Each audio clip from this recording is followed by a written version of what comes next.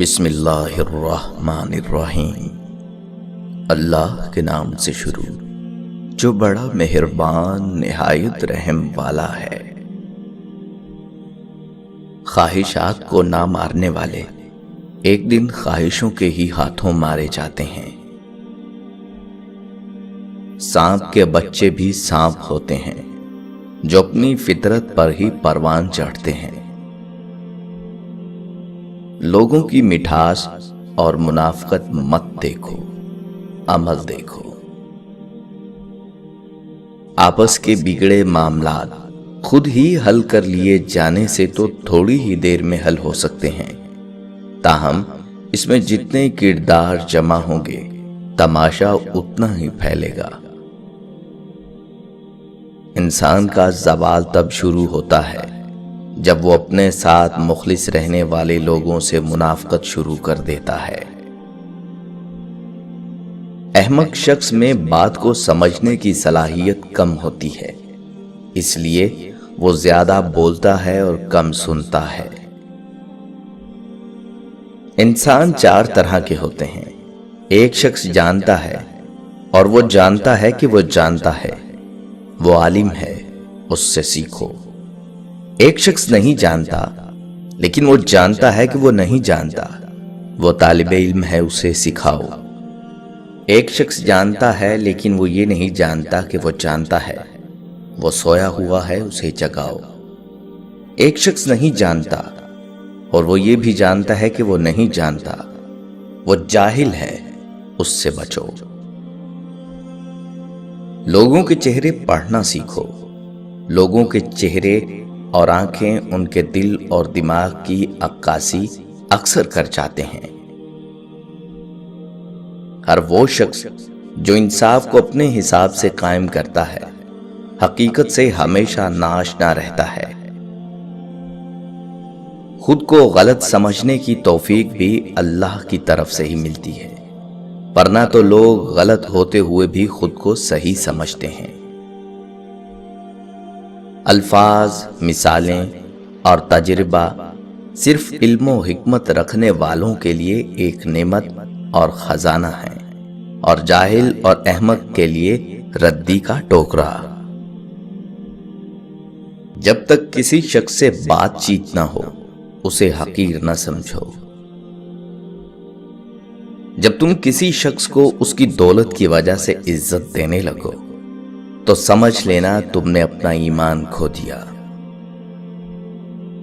شخصیت پرستی بت پرستی سے زیادہ خطرناک ہوتی ہے، کیونکہ بت کا دماغ نہیں ہوتا جو خراب ہو جائے، لیکن جب تم انسان کی پوجا کرتے ہو تو وہ فرعون بن جاتا ہے۔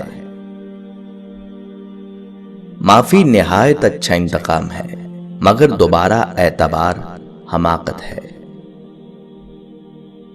جو رشتے تمہیں تکلیف دیں ان سے دوری اختیار کر لو، وہ خود لوٹ آئیں گے، مگر اس وقت جب تمہارے دل سے اتر چکے ہوں گے، کیونکہ وہ تمہاری قدر سے نہیں پچھتاوے سے لوٹتے ہیں۔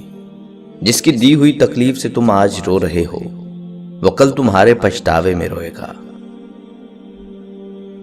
اس دنیا میں اتنی بلند دیواروں والے محلوں میں نہ رہو کہ جس سے تمہاری آواز گھٹ جائے۔ نصیحت وہ سچی بات ہے جسے ہم کبھی غور سے نہیں سنتے، اور خوشامد ایک بدترین دھوکہ ہے جسے ہم پوری توجہ سے سنتے ہیں۔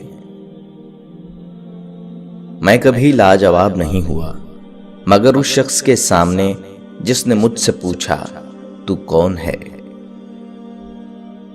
عقل مند سوچ کر بولتا ہے اور بے وقوف بول کر سوچتا ہے۔ کچھ لوگوں کے ساتھ خون کا رشتہ بھی نہیں ہوتا مگر اپنوں والی خوشبو ہوتی ہے۔ دراصل رشتے خون کے نہیں احساس کے ہوتے ہیں۔ ہم لوگ بھی عجیب ہیں، مرے ہوئے انسان کو کندھا دینا ثواب تو سمجھتے ہیں مگر کسی زندہ انسان کو سہارا دینے سے کتراتے ہیں۔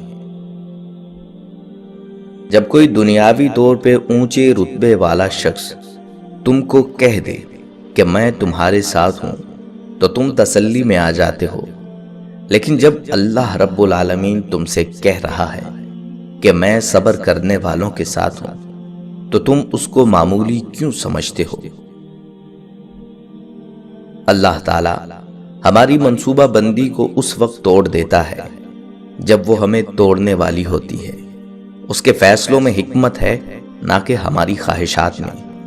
بس اللہ پر بھروسہ رکھو، جو ہوتا ہے اس میں کوئی نہ کوئی مصلحت ضرور ہوتی ہے۔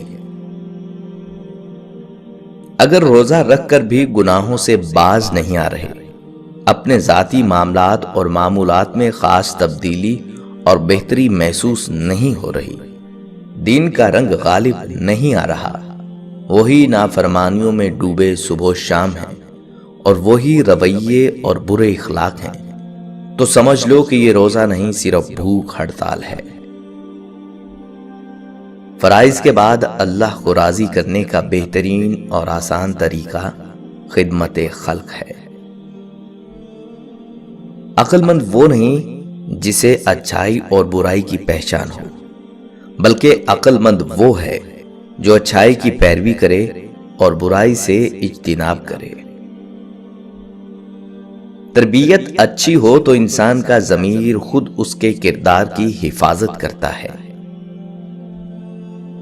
جو عبادتیں اخلاق اور کردار پر اثر انداز نہ ہو سکیں، وہ مشقت کے سوا کچھ نہیں۔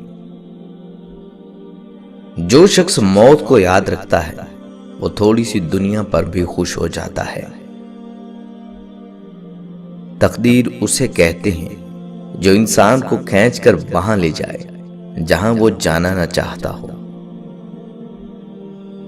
مسافر اور آوارہ گرد میں فرق صرف منزل کا ہے، ایک پہنچ جاتا ہے، دوسرا بھٹکا رہتا ہے۔ جاہل صرف وہ نہیں ہوتا جو تعلیم یافتہ نہ ہو، جاہل تو وہ ہوتا ہے جس نے ڈگریوں کے ڈھیر تو لگا رکھے ہوں مگر اپنے ظرف میں وسعت، لہجے میں نرمی اور اپنی طبیعت میں انکساری نہ پیدا کر پایا ہو۔ ہم محبت کے اظہار میں گونگے اور نفرت کے اظہار میں منہ پھٹ لوگ ہیں۔ جب بہترین کی خواہش ہو تو پھر اللہ تعالیٰ کی طرف دیکھو، اپنی خواہشات کی طرف نہیں، کیونکہ ہم تو جان ہی نہیں سکتے کہ ہمارے لیے کیا اچھا ہے۔ اے ہمارے پیارے رب، ہمارے برے حالات کو اچھے حالات میں بدل دے، آمین۔ جب رب راضی ہونے لگتا ہے تو بندے کو اپنے عیبوں کا پتہ چلنا شروع ہو جاتا ہے، اور یہی اس کی رحمت کی پہلی نشانی ہوتی ہے۔